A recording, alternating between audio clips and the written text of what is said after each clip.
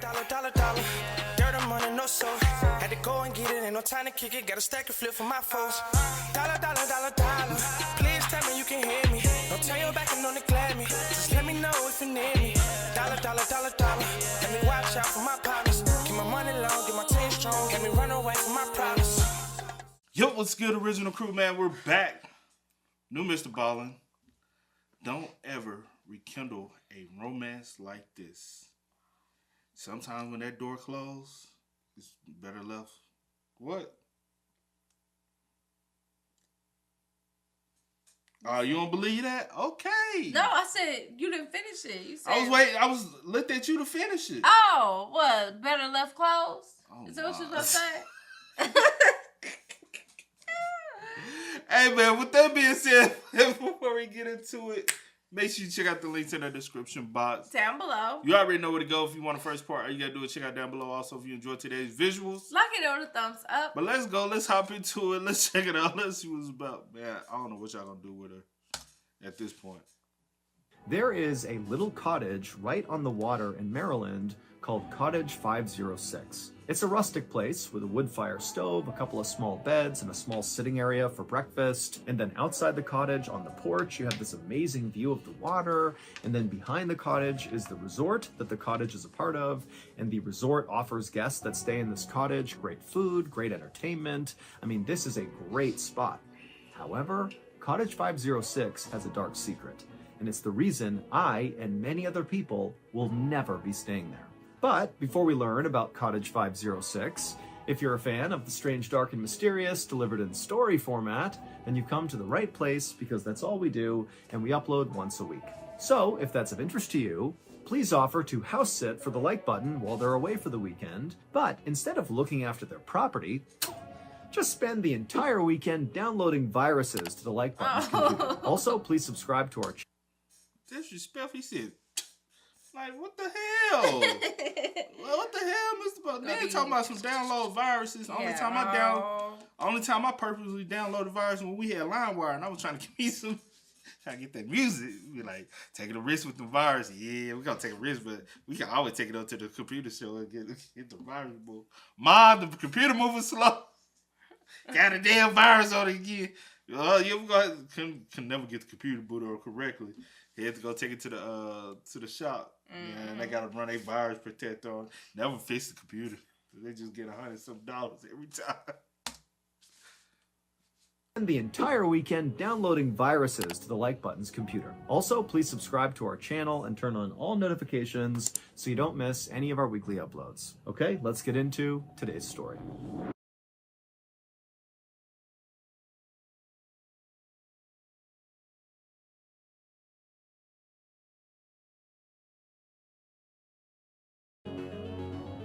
A little afternoon on Valentine's Day 1998, a married couple named Steve and Kim Rico held hands as they walked towards their car.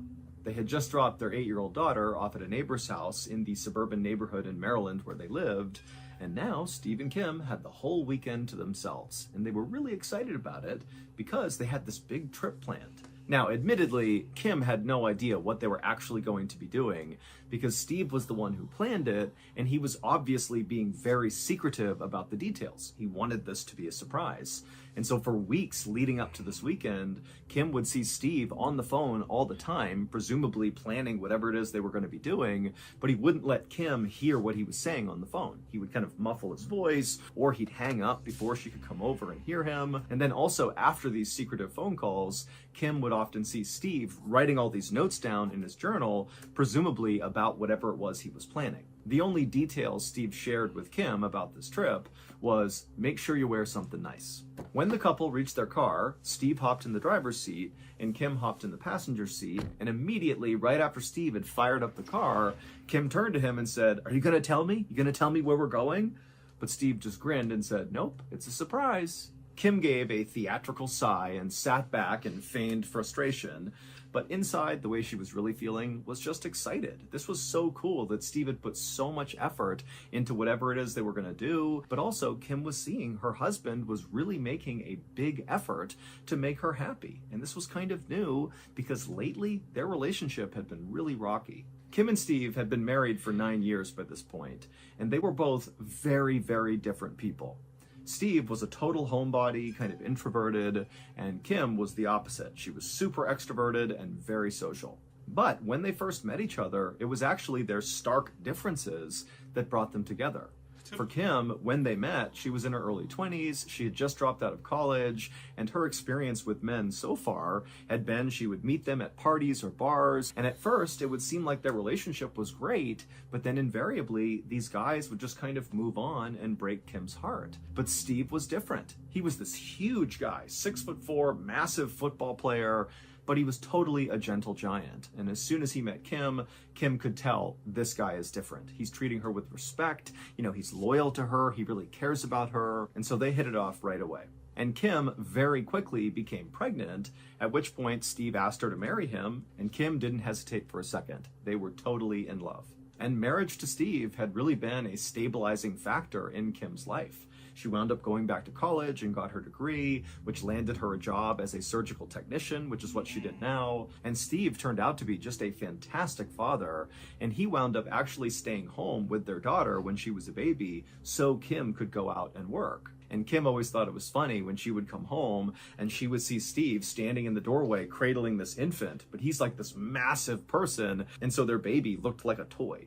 But unfortunately, over the last year, Kim had seen a change in Steve. He went from being a shy person, but a person who could go out and function in society, to a shy person who basically stopped going outside altogether. Steve basically refused to go out anywhere with Kim. He didn't want to talk to anyone. He didn't want to spend time with their friends or family. He just wanted to stay home and watch TV or hang out in the basement.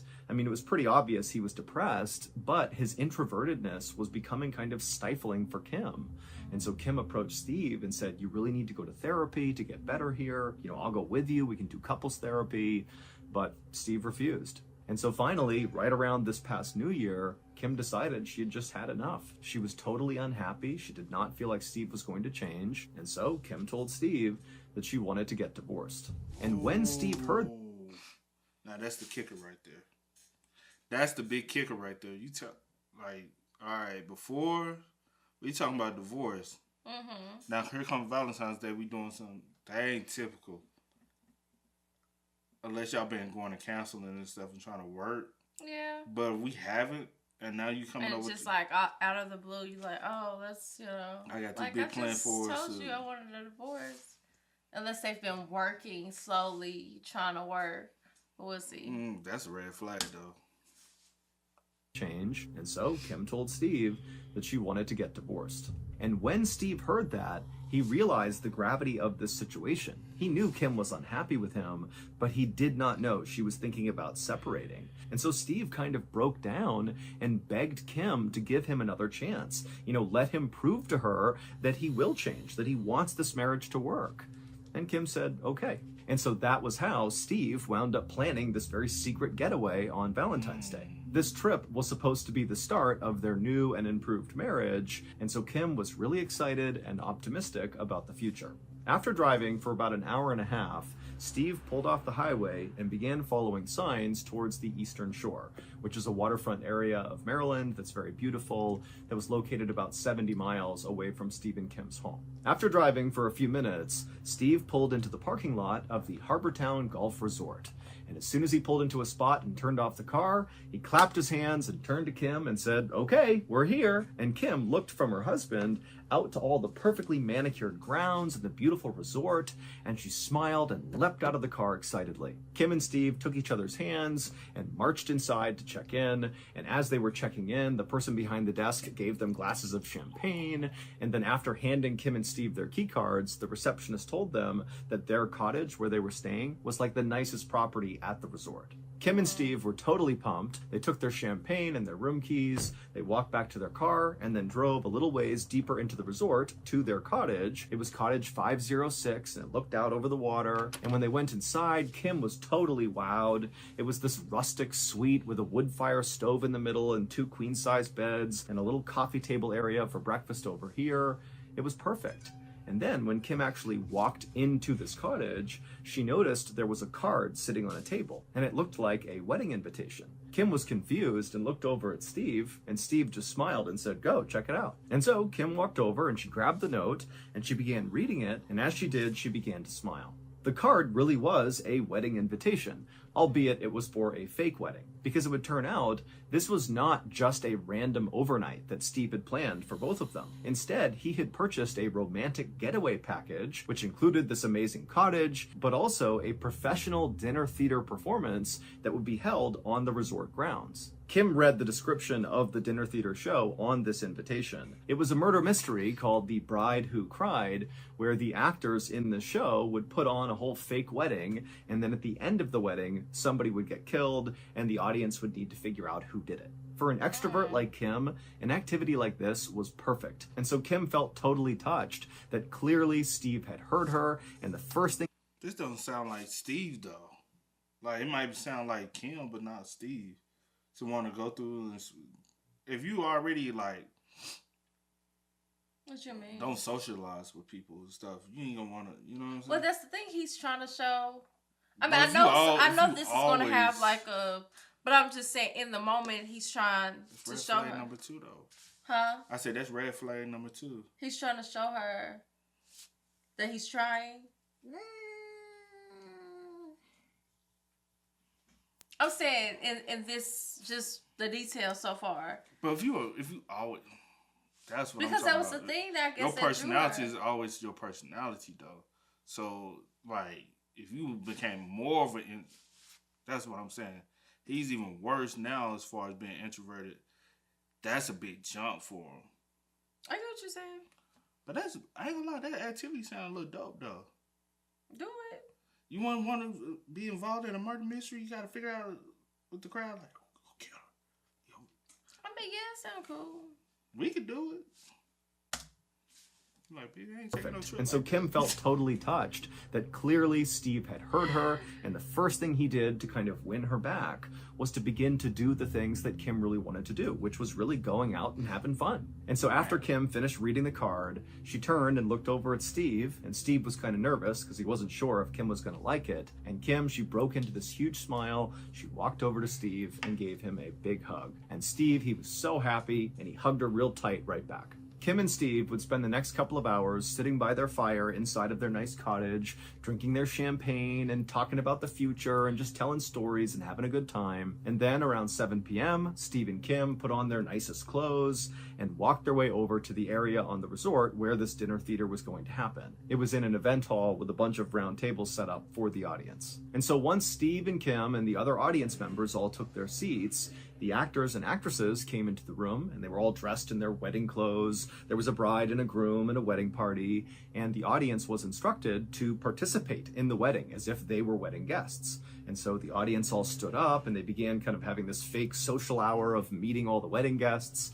And then Steve, Kim, and the audience members all took their seats, and they got ready to watch the drama unfold. And Kim, pretty much immediately, was totally absorbed in this performance. She was so enthusiastic, talking to the actors and talking to the other guests, and really pretending like she was part of the wedding. I mean, she was having a blast. The play itself was about a groom who was in the mafia, who was forcing his bride to marry him by threatening her family. The climax came when the groom stood up and gave a toast with his champagne. He took a sip and then fell down dead. Kim watched all of this with delight, but she kept looking over at Steve, hoping he too would be smiling and having a good time.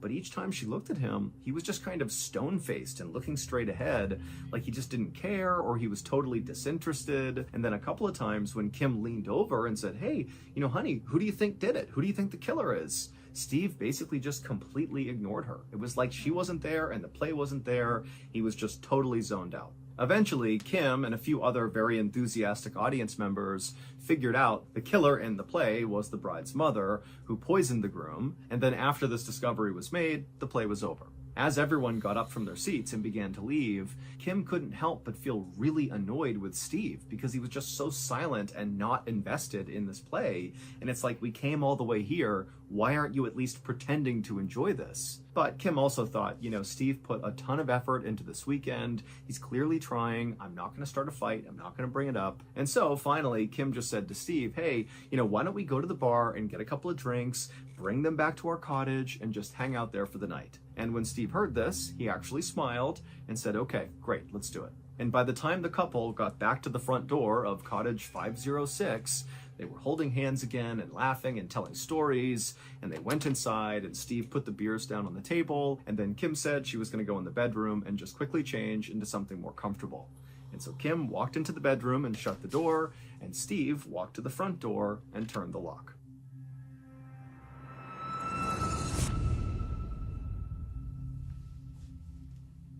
Three hours later, a man named Philip Parker, who was staying at the resort with his family, heard a commotion in the lobby, and he heard people saying there might be a fire at cottage 506 and there could be somebody still inside.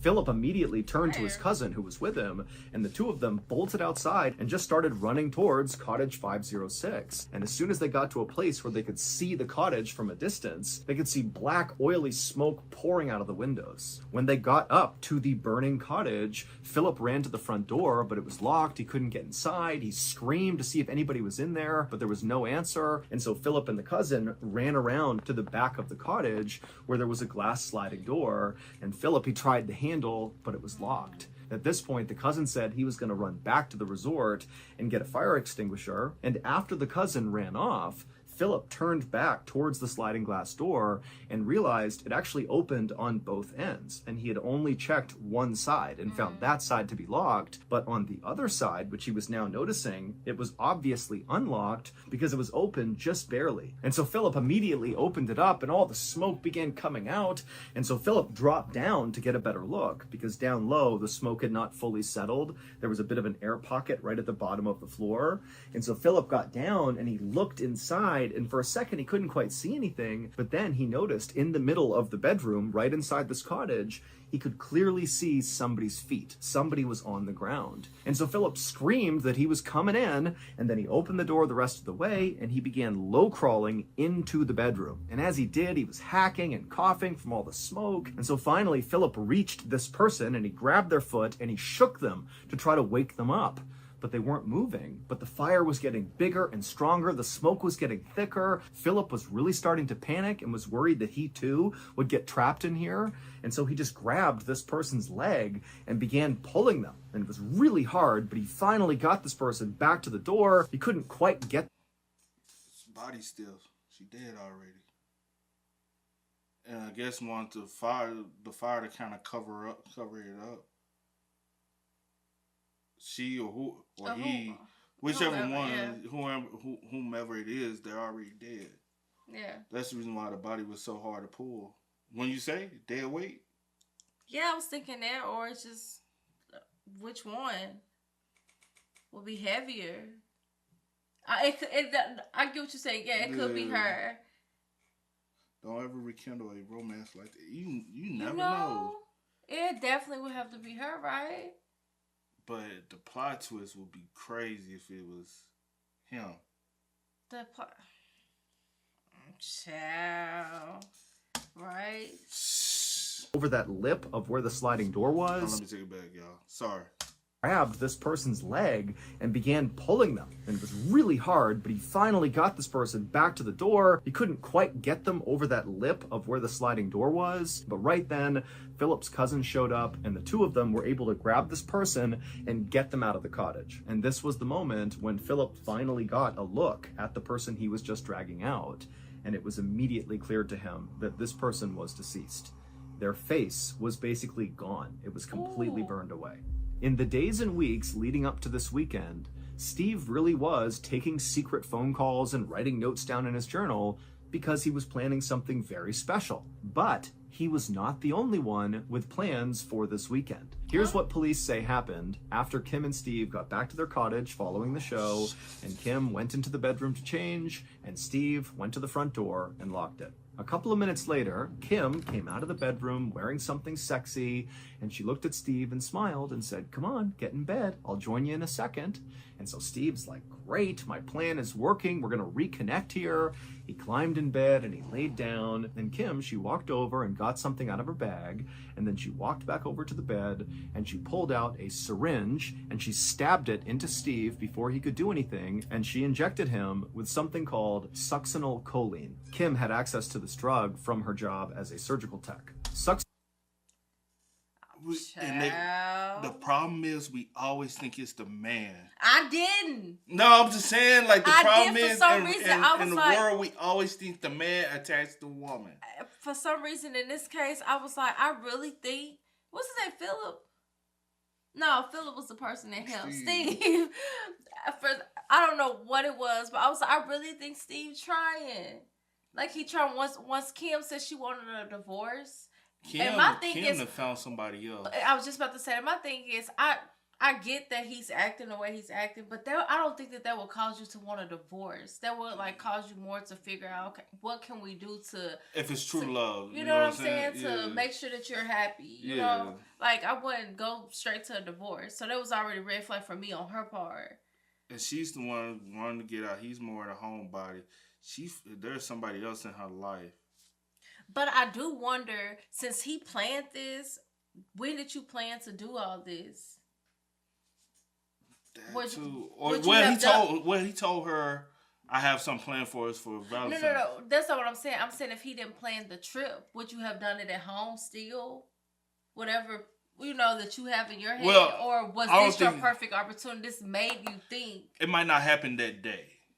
You know what I'm saying? That Valentine's Day. It might not have happened because he basically had already told her he had something planned for them. So she's like, all right. And he told her packing stuff. So she's getting in her head, okay, we're going somewhere. So I'm going to, because you're going to tell your significant other pack. Right. So with about him telling her to pack, she's now being able to put her ideas into motion because obviously we're going to be going somewhere. No, we're not going to be. What I'm saying is if they didn't go anywhere that day, that weekend, Valentine's Day weekend, I don't think she would have did it that day. It's still a high chance possibility she would have did it, but not that weekend. Right. I'm not stuck on that. Okay. Yeah, whatever. Okay. Well, what you trying to say? No, I was just saying, I'm asking, did she probably already have this plan before she asked him for a divorce or after she asked him for a divorce? I know she probably wouldn't have done it that day. I'm just saying, when did she come up with the plan to do this? Not I'm just saying, like, what made you feel like... I think if he was okay with going through with the divorce, I don't think she would have killed him. I don't think it was premeditated before the divorce. But after she saw that I asked for a divorce, you're not willing to give me the divorce. I have to take you out some way. I have to get out of this some way. I have to be it. And the only other way, if you're not willing to give me a divorce, you want to continue to rekindle things, then I have to kill you to be able to move on to what I want. So I don't think what the question you asked, I don't think she came up with the idea before asking him for a divorce. That's not what I'm saying. You said, did she plan on killing him before divorce? That's what you said previously. Okay. That's what you literally just said previously. You said, I wondered, did she come up with her plan to get rid of him before the divorce or after she asked for the divorce, or like when? Well, maybe I did say that, but not. That's what you but said. But not like before, because obviously you wanted the divorce. All I'm trying to figure out is if he didn't plan the trip for y'all to go on, would you have did whatever at home? I don't think she would have. Let's not get stuck on it. That's not even important. That's not even important. But I just don't. I understand what I'm saying is, I personally believe that she probably would have did something. I just don't think it would have happened that weekend. But if he continued to try to rekindle, I believe that she would have still tried to take him out some type of way. Mm-hmm. But I think it was just perfect time and perfect opportunity. Mm-hmm. And that's why she went with it. Succinylcholine. Kim had access to this drug from her job as a surgical tech. Succinylcholine is used to relax people's muscles during surgery. But if you give someone too big a dose, it can stop their breathing. And this drug works pretty much instantly, which means Steve would have seen his wife stab him with that syringe, but then instantly he would have been totally paralyzed but fully awake and fully alive. And so as he was laying there, he would have seen his wife put the syringe down and then grabbed lighter fluid and then walked over to him and calmly poured the lighter fluid all over Steve's face and chest. And then one of Steve's final images he likely saw before his lungs stopped working and he died was his wife striking a match and lighting him on fire. After lighting Steve on fire, Kim casually walked out the backsliding door. She shut it, leaving it open just a crack, and then she made her way to the resort lobby where she put on this big act about how her cottage was on fire and she thinks her husband was still inside. And Philip overheard Kim say that her husband might be inside the cottage, which is dumb as hell anyway, because the fire marshal never would have figured out that there was lighter fluid. You could tell that the murder. Yeah, but I think her thing was not that she cared if y'all find out how the fire started. It's just not. It would still point back to her. She still wouldn't have gotten away with it. Right. So you putting it as a my bad. Go. Nothing. Go. No, go. Nothing. Go ahead. No, go. Baby, go. You Say go. what you gotta say, because you makes me lose my train of thought. What I'm saying is, by putting the lighter fluid on him, you automatically show that it was a murder.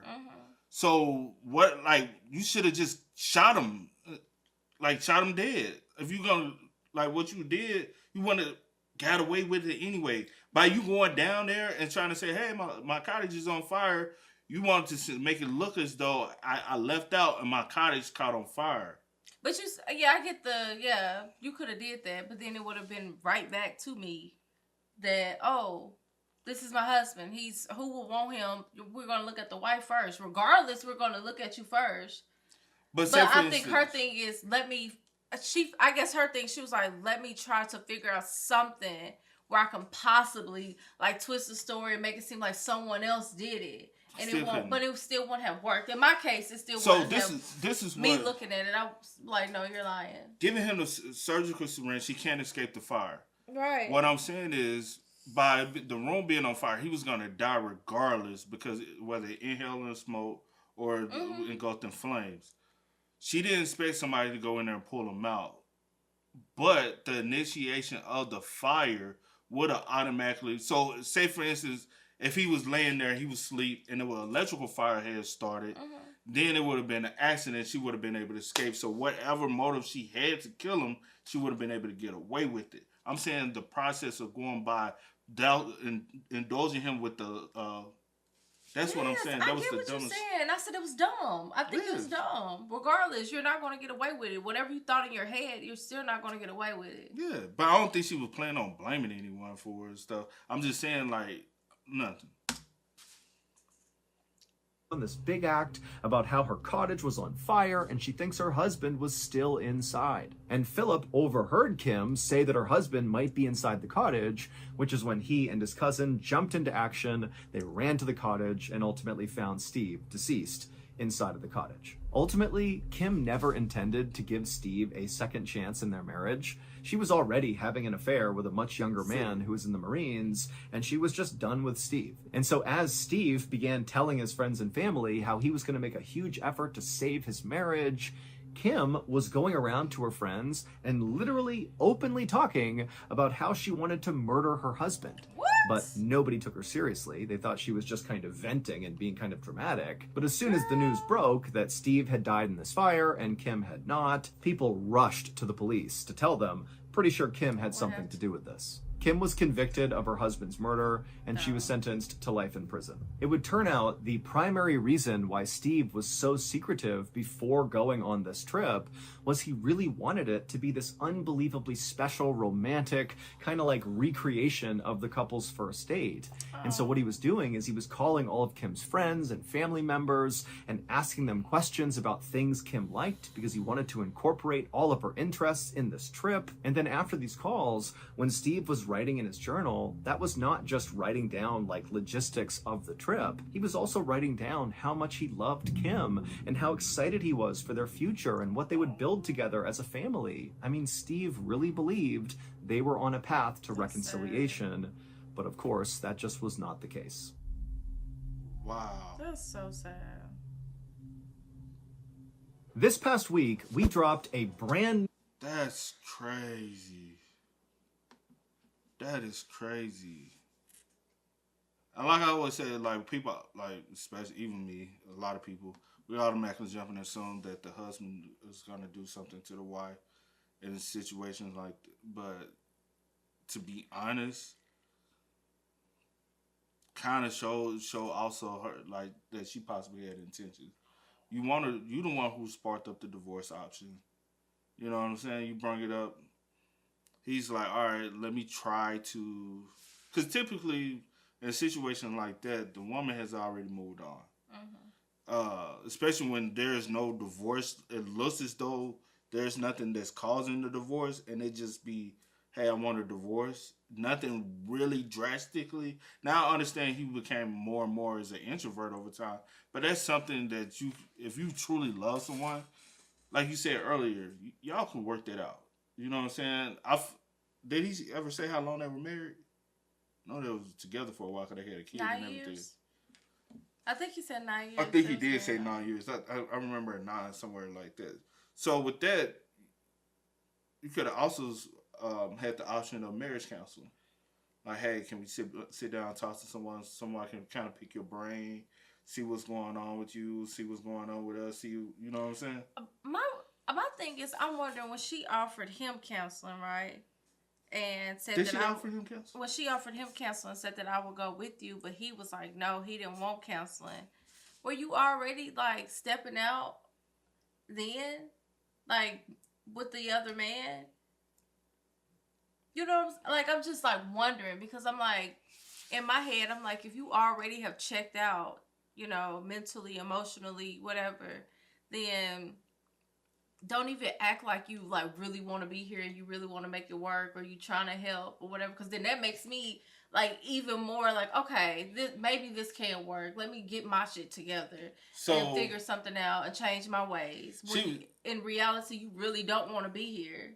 So I'll say this in regards to that: she has to make she's trying to do the divorce, and she's going about it to not draw any red flags that she's also is stepping out. So she has to act like that she possibly wants to work on it, but at the end of her head, like, I still want a divorce. I want you to work on you so you can be okay, but at the end of the day, I don't want to be with you. Because obviously now she's in love with this younger man. With the way she murdered him, by even giving him the anesthesia, I'm like, that's the signs of, okay, I don't want you to be able to escape. But what I was saying was, it was like, you were never going to be able to escape this situation because by the way you set the thing on fire, it looks arson. Mm-hmm. You automatically said, hey, somebody in Goldstream, if you was the only one who had access, everything was going to point back at you. Because typically in a situation like this, people are trying to murder the spouse and get away with it so they can move on with the... Right. So I'm like, why would you go about doing it that way if you just wanted to be able to get rid of him to move on with it? I think we say the same things, but you don't be understanding. My thing is, I understand what you're saying and I get what you're saying. And that's my question as well. So why would you do it that way if you wanted to go and live this life with this younger man? Why would you do it that way when it's gonna, like, you can tell that fire has, like, by gasoline, but arson, like, you can tell that. So especially when they bring people out to come and do whatever. I forgot what it was called. Yeah, you can tell. So my thing is, why would you go about it doing it that way if you wanted to get away with it, or if you were trying to get away with it, or your plan was to get away with it? Because that has to be the plan. That has to be the goal, because you want to live your life with this younger man. And I'll say this. So to answer part of your question that you said earlier, I don't even think she really like planned any of it, because that seemed like a rush planned, thought out process. That wasn't like, it was premeditated, but it wasn't like something that she thought about for months or even weeks. It was like, all right, we're going on this trip this weekend. I'm going to do it this weekend. Because even to go for him in the lighter, seems like such a non-thought out process. You get what I mean? It may seem like a non-thought out process, but when you brought this drug with you, that I guess that is the premeditation. You planned that. Mm-hmm. Where you get this arson from that your husband didn't even know? Gasoline? I mean, not the arson. Where you get this gasoline from? Still, say, well, where you get this gasoline from? They probably had like a gasoline jug. Maybe some people travel with a gasoline jug. Maybe in the car, maybe so. In the trunk or something. Just but I guess the drugs itself, you definitely thought and planned that out. Yeah. You know, to know exactly what you wanted to bring, how you wanted to do it, what it was going to make him do, relax his body, make him. He can't move. He can't do anything. And just from her work background, she automatically knew that was gonna happen. But like what you said, like how far in advance has she probably planned it? It couldn't be that far in advance where you just say, "Okay, I'm gonna engulf him." But let me ask you this: or was she that damn mad? What you mad for? Let me ask you this: True. like he did say that if you give someone too much, it can. Did Ballen say it could take your life? I can't remember. Yeah. It can. So why didn't you just, if you was going to do that? Because then you can kind of trace it in that blood system. I don't know if they were testing like that in '98. I don't know if they were testing like that where you can be able to check people's during the autopsy. I just think the whole thing was You get what I'm saying? Yes. My thing is the whole thing was stupid. He didn't have to lose his life. Especially if he's super happy, doing everything to make you happy. Planning. All of this, you could, honey. But also, sit me down. Let me know. Going off of what you said earlier, like what she's so mad at. Obviously, she was mad at something about him to even go around telling her friends and family she want to murder the man. She want to kill him. So what about him made you that irritated or that pissed off? She's just the problem. Maybe it's just the smallest thing. Like, cause you gotta be. It's something about you, like to go around telling your family and friends you want to kill your husband.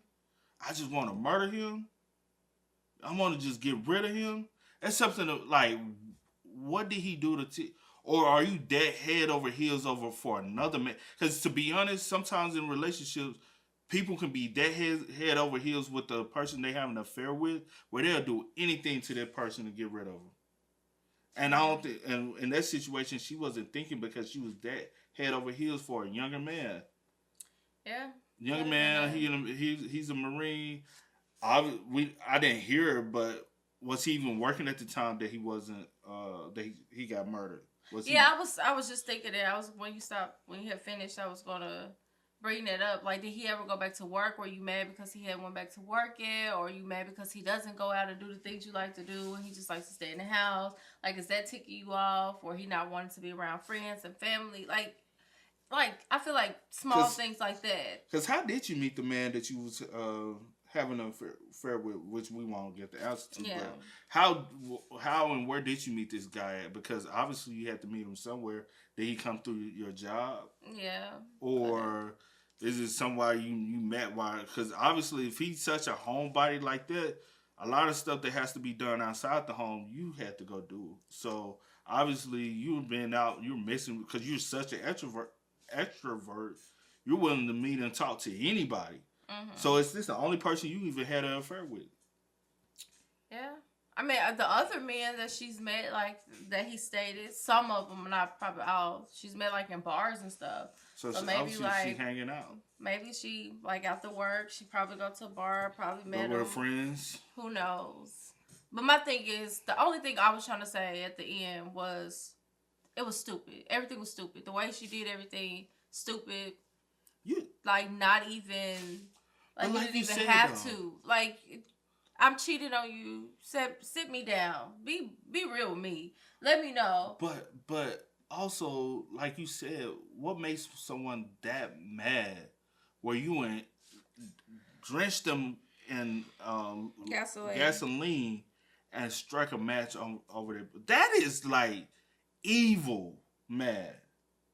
Like, you already got them, but to pour gasoline on someone and then leave me for me to I wonder how the hell burn alive. How the hell she was acting down there in the lobby. And then go to the lobby and put on this big show. Oh my God, my husband, he's in the lobby. I wonder did she drop a tear. And put on this big Like, what? I wonder, did she cry, see? You think she Well, dropped a I'm tear? burning to, like, let's be real. That's it. Hey, you weren't going to get away with it, bro. There's nothing. You're not. You were not going to get away with it. So that's like, my thing is, what? You would have been, like, honestly, the reason why I'm so stuck on it, you would have been better off just getting in the car and driving off. And you definitely, you're even more dumb now that I think about it. You definitely wasn't going to get away with it when you telling friends and family that you wanted him gone anyway. And then you go on the, come on now, really? And you didn't think that they was going to be like, oh my gosh, what's her name? Kim has been talking about taking her husband out forever. We just thought she was playing. She really did it. Come on, really? I still don't understand the concept of that blows my mind for you to be telling people that you wanted him gone. You do it. I'm still stuck on the concept of how she got rid of this man, because that ain't made no god. What did you think was going to happen? You gonna get You caught. didn't want your husband. You didn't want the other man. Now your kids without a father and a mother. Like, make it make sense. That is true. That is true. I was thinking that too. Like, now you. It makes no sense. It just doesn't. I just Kim have to be a little slow, because I just don't get it. I really don't. I'm really confused. Oh man. This one. I knew that was Steve. I was like, they having a hard time pulling him out. That when they that, said it, I said they having a hard time. I said I understand the day of weight, but he's a big guy. He's 6'4", 6'4". Cause did you see after I was saying, I was like, then I was like, when I said day, after I said day of weight, and then when I restarted the video, I said Steve. I looked at you. I said, that's Steve. Cause I thought about. I said, Steve is a big dude, 6'4". He look healthy. So he had to be probably 6'4", good 250, 260. That was he's gonna be a big dude to pull out. Like, that's sad, bro. Yeah, man. Damn, that's crazy.